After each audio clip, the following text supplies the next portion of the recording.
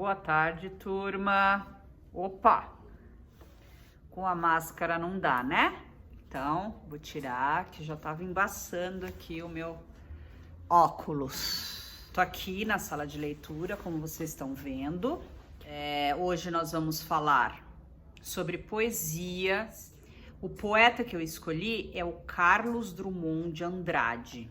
Peguei um livro dele aqui, José e Outros, é uma coletânea de poemas.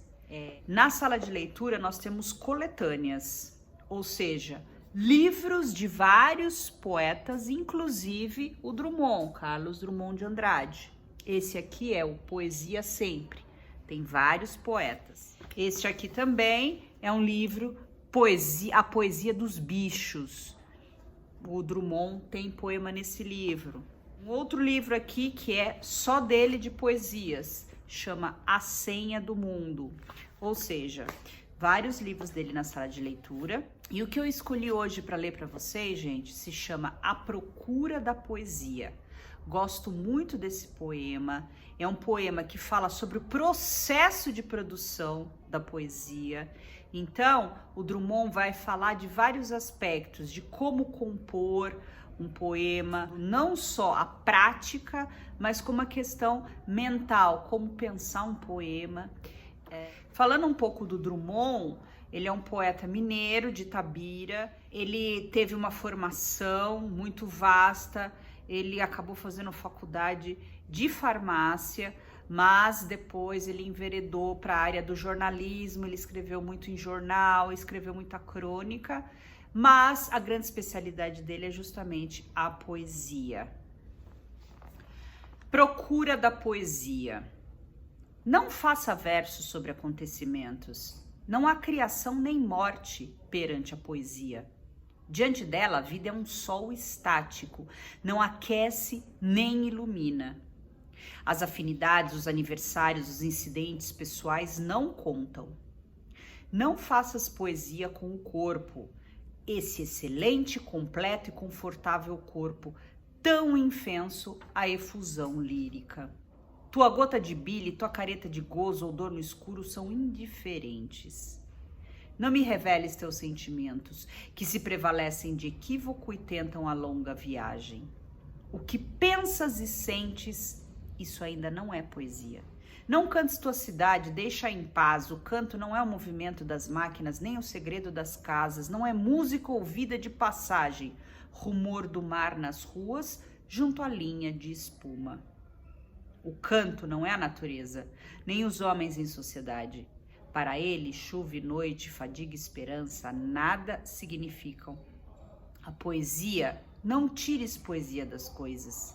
Elide sujeito e objeto. Não dramatizes, não invoques, não indagues, não percas tempo em mentir, não te aborreças.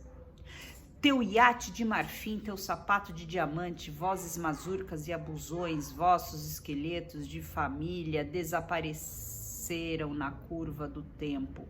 É algo imprestável. Não recomponhas tua sepultada e merencória infância, não osciles entre o espelho e a memória em dissipação. Que se dissipou, não era poesia. Que se partiu, cristal não era.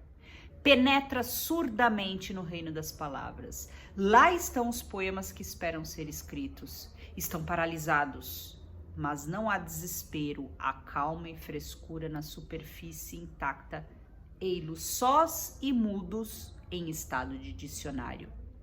Convive com teus poemas antes de escrevê-los. Tem paciência, se obscuros, calma se te provocam.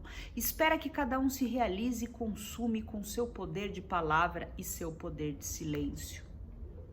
Não forces o poema a desprender-se do limbo, não colhas no chão o poema que se perdeu, não adules o poema, aceita-o como ele aceitará a sua forma definitiva e concentrada no espaço.